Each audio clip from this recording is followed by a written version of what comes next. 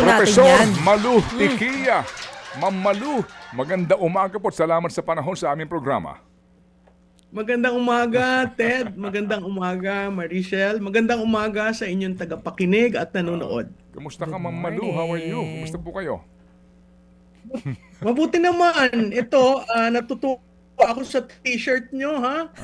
Tama yung t-shirt na yan. Walang nakukulong. Diba?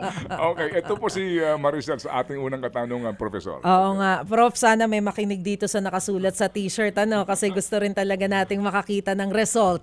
Oh, pero Prof, alam naman po natin nangyari recently, nag-anunsyo itong si Vice President Sara Duterte ng kanyang kandidatura sa pagkapangulo.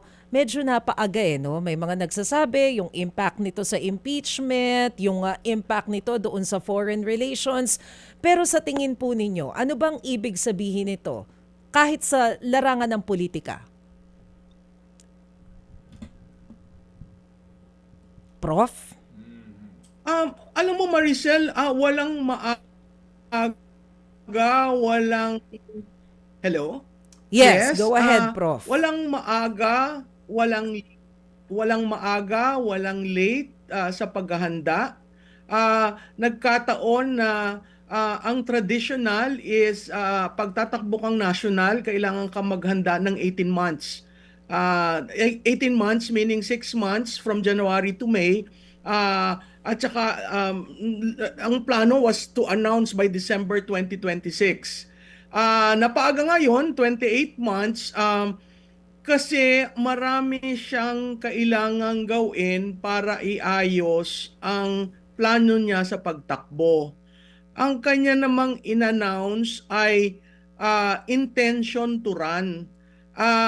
Alam ni Ted yan na ang kandidato pag nag-file ng COC, kandidato na talaga. Ngayon, ito intention to run.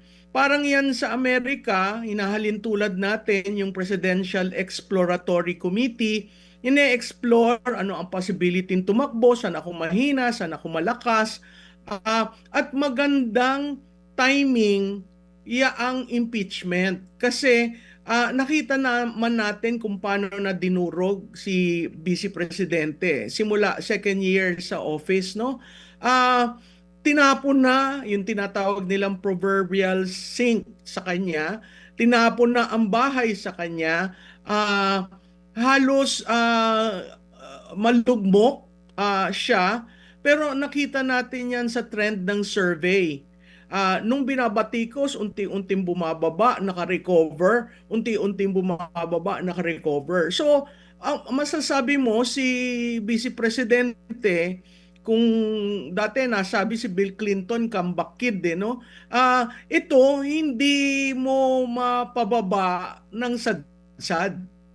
Hindi nagne-negative ang approval rating, hindi nagne-negative ang trust rating.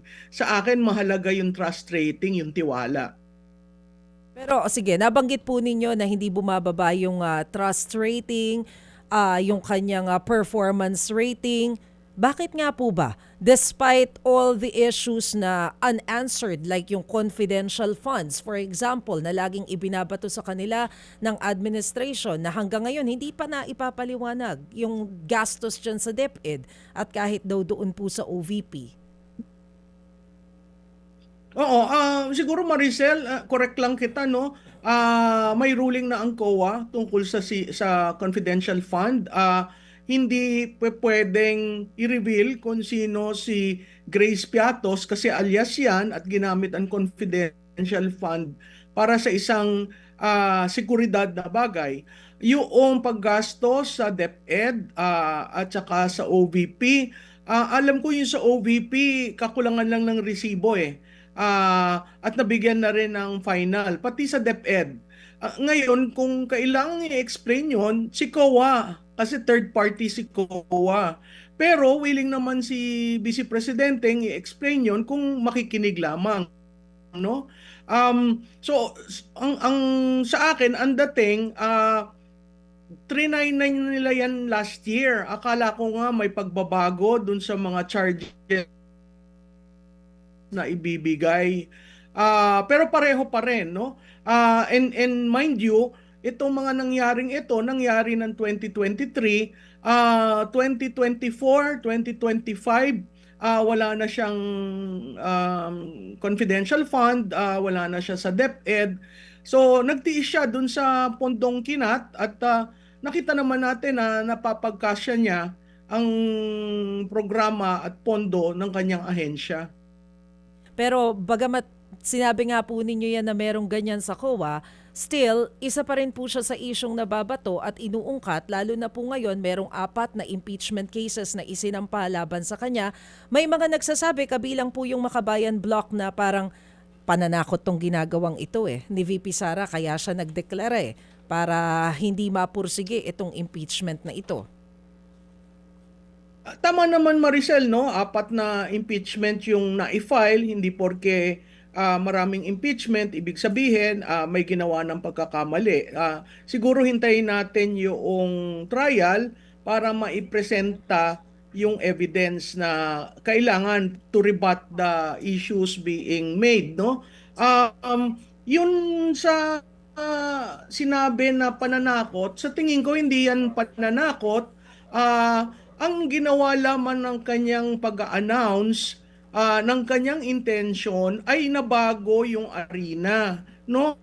Dati ang tawag sa kanya ay defendant ng kaso ng impeachment.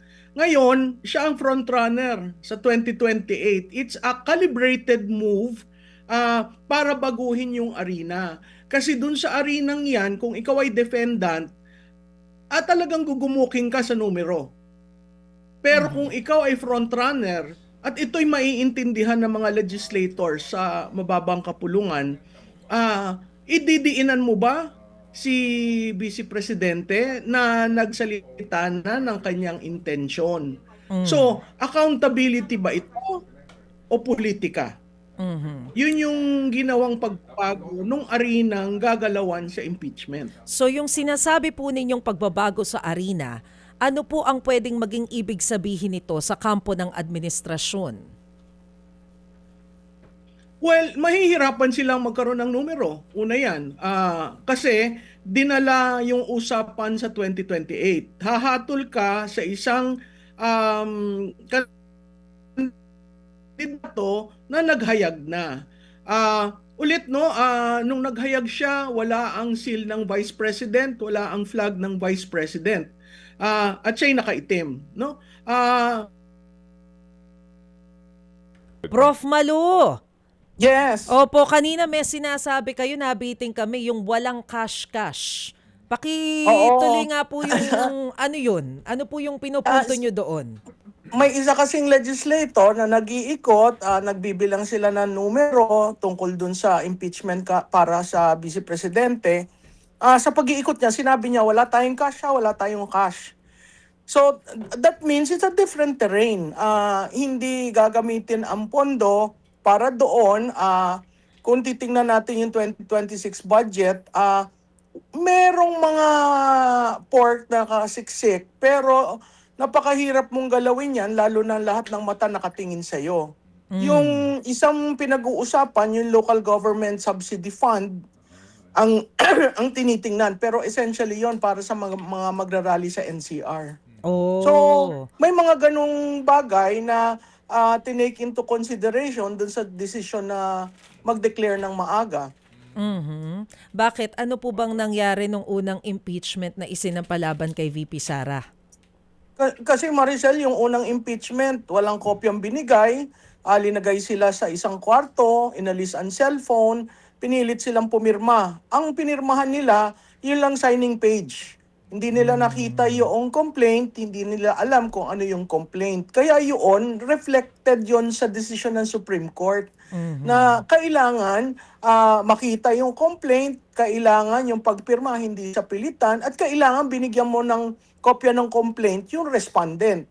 Hindi naman binigyan nun si VP Sara at dinira na sa Senado. So yung usapin na 1/3, sa tingin ko dahil na bago yung arena, napakahirap gawin. Kahapon lamang nung Wednesday, nung last session day nitong linggong ito, napakahirap magkaroon ng quorum. So makikita mo yung behavior, alam mo ito ni Ted, yung behavior ng mga congressman na kapag mahirap yung pag-uusapan, pag tungkol may yung political risk napakataas, usually yan hindi na nagpapakita o magpapacheck lang ng attendance tas aalis na. Mhm. At saka isang bagay, Maricel, no, maaga ang pasok ng politika. Oh. Hindi yun dahil sa ginawa ni Vice Presidente, maaga ang pasok ng politika dahil galit ang tao, dahil hindi nga makakuha ng accountability. Yung issue ng walang nakulong, reminder yun sa botante na pag tumingin sila sa lugar nila at nakakita ng ghost project o substandard, ang parating pinupukol yung incumbent. So, sinasabi ko madalas, ang 2028 is an anti-incumbency campaign. Dahil walang nakukuhang accountability dito sa gadambuhalang 1.5 trillion, yung iba ang sinasabi 1.9 trillion, na nawawala sa ating kaban ng bayan. Mhm. Go ahead, go ahead. Hindi. Ihahabol ko lang, Prof. Isa ba to sa dahilan kung bakit, kumbaga, may mga concerns sa panig ng administration, tapos may lumalabas ngayon na balita na bukas magkakaroon na ng pagkikita, sina PBBM, sina VP Lenny. Although, ang paliwanag nila, this is for an implementation of another project. Well, alam mo yung pagkikita nilang dalawa, whether yun ay para sa proyekto, parating natitingnan sa lente ng politika. Dahil magkatunggali sila ng 2016, nagkatunggali sila ng 2022, hindi maaalis ang interpretasyon na politika ito. At lalo na nakadikit yan dun sa panahon na nag-declare si VP Duterte. So makikita natin yan, yung lahat na galawan in reaction to her intent to run. Mapipilitan ang opposition, sila yung opposition, na magkasundo, ano ba yung ating grounds para tayo mag-build ng alliance. Napipilitan rin ng administrasyon na bilisan ng paghahanap ng kanilang mamanukin. At doon sa frame na yon, lumabas ang isang foreign political consultant na nag-declare ng third force. So kung titingnan mo lahat siya ang mga bagay-bagay na yan, talagang 2028 na ang pinag-uusapan. So kasi si BP, napaaga lang yung kanyang pagkasabi dahil nga wala siyang partido, wala naman siyang pera, wala siyang mga kandidato, maraming kailangang gawin para sa isang presidential run. Balikan ko lang po yung nag-iiba na kaninyo, no? Ang takbo sa Kamara sa announcement ito ni VP Sara. Ma'am, nung una kaninyo, meron bang inialok? Kaya ang bilis din po ng pangangalap po ng Lagda noon. At noon, kung may informasyon ba kayo, kasi noon, partido din yung desisyon na kaya volume yung dami ng pumirma. In this case ngayon, ma'am, ano talagang pagkakaiba? Pakiliwanag po, Ma'am Malu. Siguro, Ted, ang noong una, merong pondo na galing sa administrasyon. Yan naman hindi dininay ni Congressman Toby Chanco, no? Kaya sinabi niya, bakit nyo ginanon? Hindi naman kailangan ganunin, no? Meaning maglabas ng pondo, bilhin ng bawat boto ng kongresista. Yung sinabi mong sa partido, doon lumalaro yung oligarch-backed political parties. Kaya napakadali na ang buong partido ng isang, ang buong political party ay sumanib sa impeachment dahil talagang kinumander ng oligarch na dito tayo. So dito sa desisyon na ihayag, ang intention niya, medyo yung mga oligarch, sandali lang, iba na ito, iba ang galawang ito. Yung administrasyon, dahil nga na-booking sila, na bumukol ang mga allocation, no? yung allocables, nakita naman natin yan, medyo hindi nila siguro ganun kagarapal gagawin. Mhm. Iba ang Speaker Martin Romualdez sa Speaker Boyet D. Mhm. Iba in the sense na sa tingin ko mas laro pa ni Majority Leader Sandro Marcos yung mangyayari dyan sa impeachment kay BP Sara.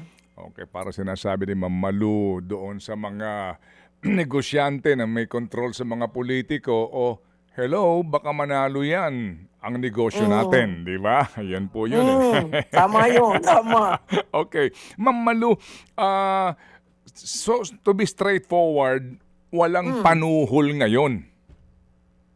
Ay napakahirap, Ted, na manuhol. Okay. Kung may manunuhol, siguro yung tawag na, sige, gagawin namin bailable ang kaso mo. Mhm. 'Di ba? Mhm.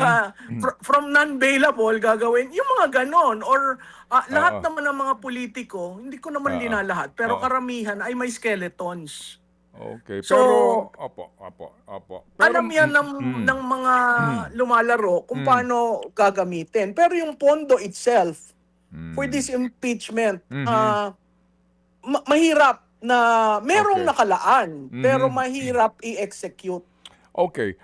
Ma'am, meron ba kayong nauulinigan o kahit na po analysis sa posibleng mga, alam niyo ho yun, yung pong realignment yan ng loyalty and allegiance diyan sa Kamara, considering na, di ba, nagsabi na si VP Sara, o tatakbo ako ha?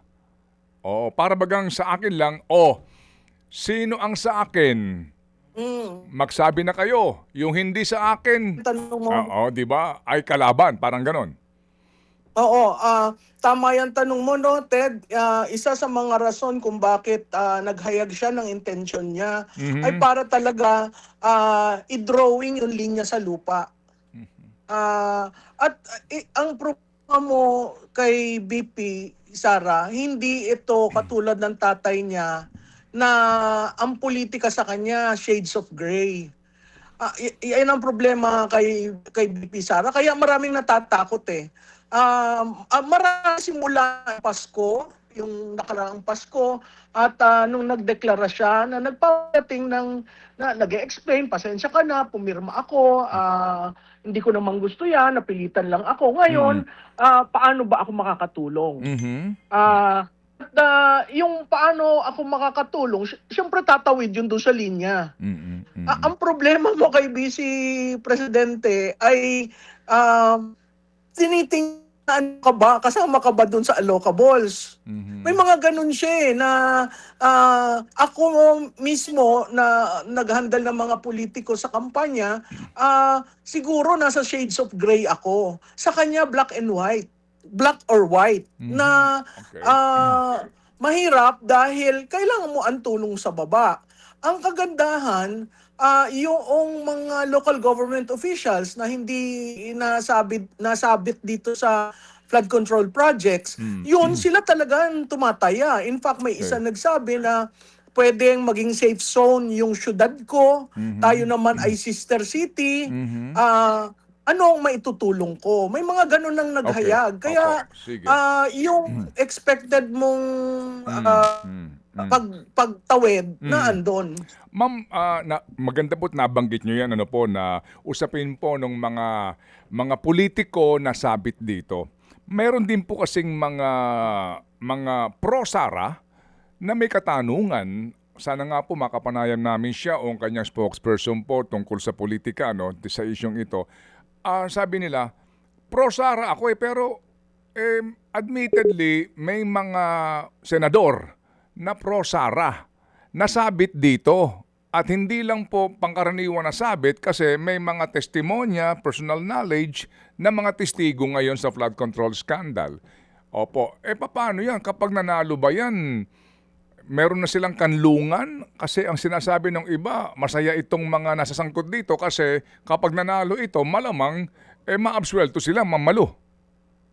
Ay, alam mo, Ted, sa pagkakakilala ko sa Vice Presidente, hindi niya yan gagawin. bababayaan niya magkaroon ng kaso kasama man o hindi. Marami siyang kasama na bumalik sa kanya. At yun masakit para sa kanya pero realidad ng politika. So kung ikaw ay nasangkot at merong proof na ikaw ay kasangkot at ikaw ay kumamal ng pondo, tatayuan niya ang isyong yan.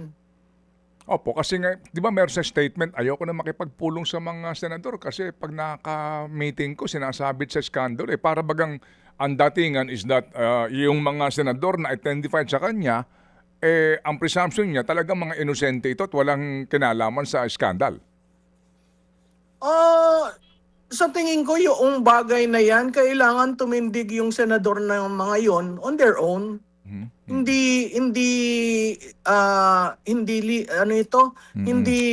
pupunta kanya-kanya tayong laban nung naman nakikipaglaban si Vice Presidente.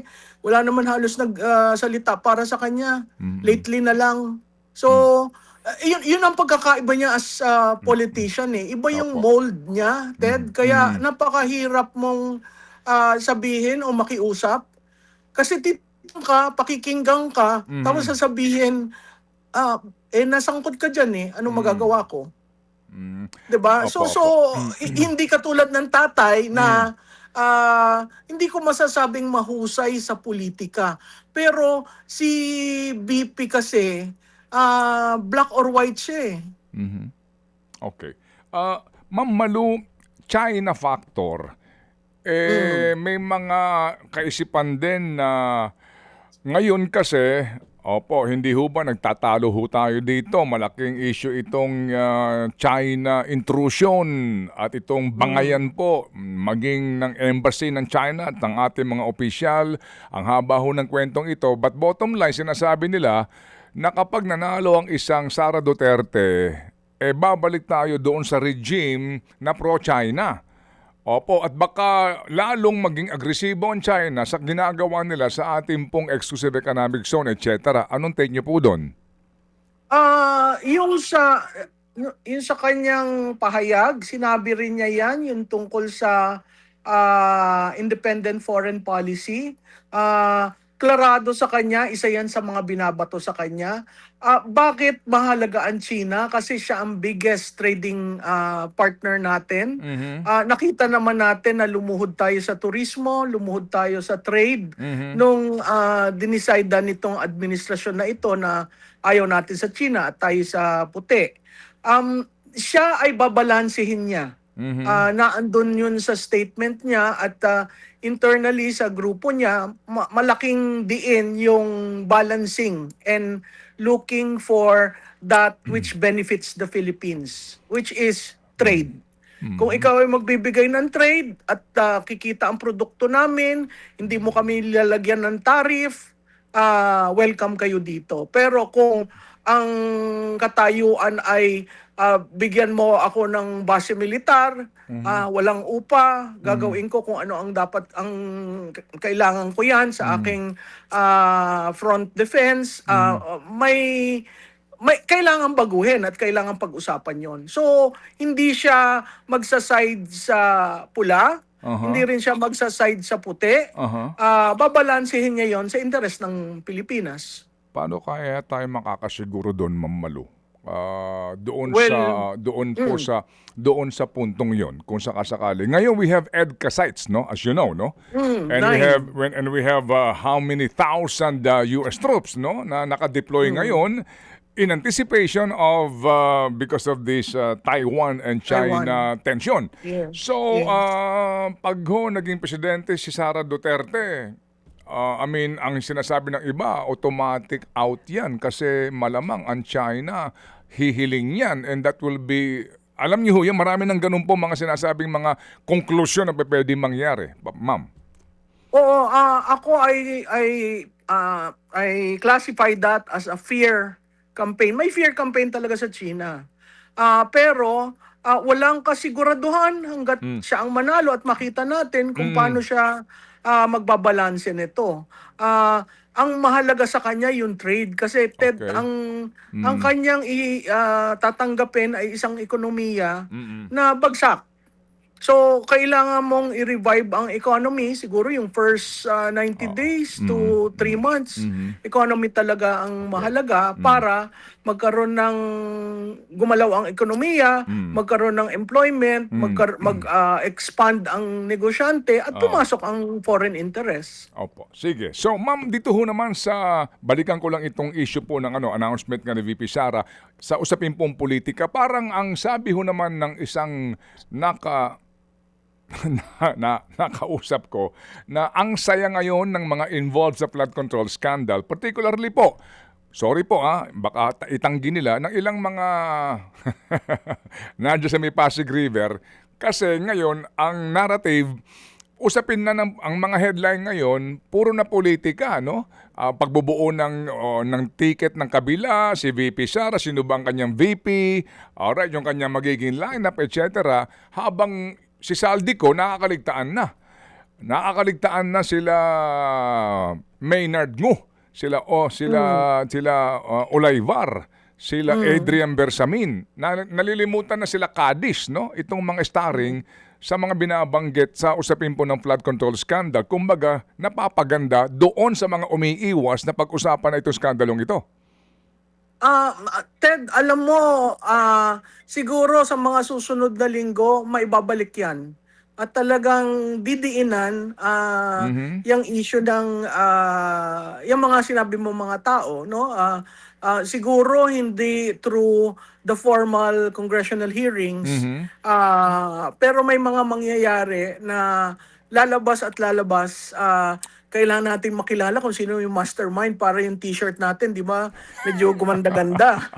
So, abangan natin sa mga susunod na linggo maibabalik yan. Yan ba, bolang kristal na pinanggagalingan o meron kayong sources talaga? Paano yan, Ma'am Malu? Meron akong sources. Mahirap naman yung bolang kristal, lalo na sa usaping kulungan, no? Oo. Gusto natin maging may kulay ang kulungan para makita natin talaga kung sino yung mastermind. Oh well, bakit? Uuwi na ba si Saldico at magte-tell all na? Hindi naman. Meron sigurong mga ilang taong maglalabasan at tatayo tungkol dyan. Okay, sige po. So, sabi nga, abangan. Sige po. Ma'am, ano po Yes. ano ang inyo pong balita o maaring sabihin na lang po natin siguro, kalkulasyon, no? Magkakaroon kaya ng leadership change in the House as in Arroyo, Gloria Macapagal Arroyo 2.0 sa House na magiging senyales na ito na, Sara-dominated House na ito. Itong 20th Congress, kahit na si Sandro Marcos nandidiyan as Majority Leader. Alam mo, hindi mo yan masabi eh. Nung ikaw ay nandun, talagang palitan no? Sa tingin ko, titingnan kung paano gagalaw ang majority dito sa usapin ng impeachment. Isa yan kung bakit pinaltan yung arena. Ganun din sa Senado. Yung Senado, clear pa yon na siguro magkakaroon pa yan ng isa o dalawang attempt na mapaltan. Yung sa House, depende sa mangyari sa Justice Committee. Okay. So, abangan pa rin. Alright, Prof. Malu, salamat na marami ikaw nabigyan ng oras sa aming programa. Oo, anytime, Ted. Maraming salamat at maraming salamat, Maricel. Thank you. Yan, si Ma'am Malu Tequia. Mga kapatid, brothers and sisters, saan ka pa? Dito na tayo sa totoo. Dito na tayo sa True FM. Mga kapatid, mag-subscribe and follow po kayo sa social media accounts ng True Network PH. Yan po kami, hanapin nyo lang True Network PH, Facebook, Instagram, YouTube, TikTok, and podcast. Mapa Apple or Spotify man yan, mahahanap nyo kami. Lahat ng mga napapanood at napapakinggan nyo po sa programa, nasa social media accounts namin yan. So, paano mga kapatid? See you sa social media!